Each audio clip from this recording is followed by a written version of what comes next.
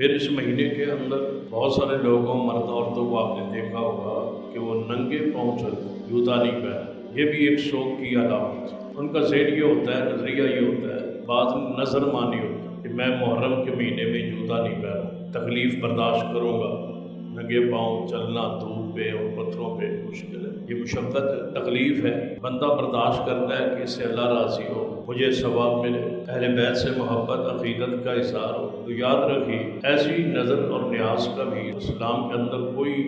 ذکر یا اس کا تصور نہیں ہے، بلکہ اس کا رد موجود ہے احادیث میں۔ نبی اکرم صلی اللہ علیہ وسلم کے زمانے میں ایک عورت کو دیکھا گیا کہ وہ پیدل چل رہی ہے اور سواری اس کے پاس موجود ہے، سواری ہے، دستیاب ہے، موجود ہے، لیکن عورت ہے اور حج کا سفر کر رہی ہے، مدینہ سے مکہ کی طرف جا رہی ہے، ہفتے ڈیڑھ کا سفر ہے، سواری اس کے پاس ہے لیکن وہ پیدل جا رہی ہے۔ نبی علیہ السلام نے جب اس کو دیکھا ہے تو آپ تک بات پہنچی تو آپ نے فرمایا ایسا کیوں کیا جا رہا ہے؟ بتایا کہ یا رسول اللہ صلی اللہ علیہ وسلم، اس عورت نے نظر مانی تھی کہ میں جب حج پہ جاؤں گی تو پیدل سفر کروں، سواری استعمال نہیں کروں۔ آج بھی کئی لوگ حج پہ جاتے ہیں، کہتے ہیں ہم نے پیدل حج کرنا ہے، یہاں سے چلتے ہیں اور کئی مہینوں کے بعد وہ حرم میں پہنچتے، سواری بھی ہوتی ہے، طاقت بھی ہوتی ہے، سب کچھ ہوتا ہے، لیکن جان بوجھ کے نظر ہوتی ہے یا شہرت کے ارادے سے یا اپنی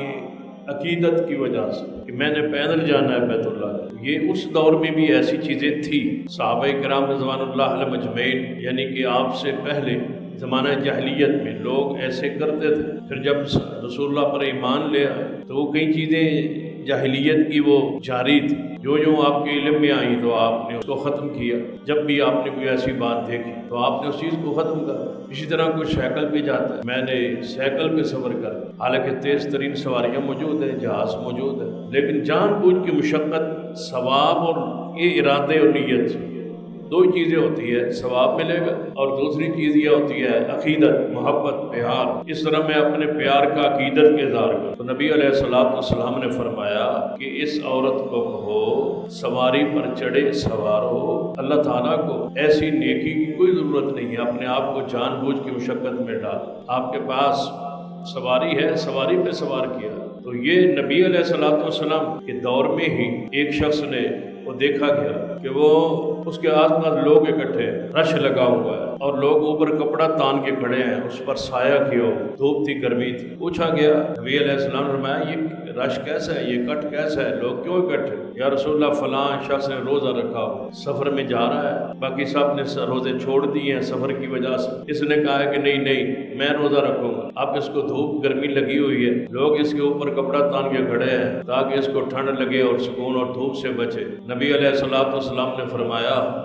اس کو بتا دو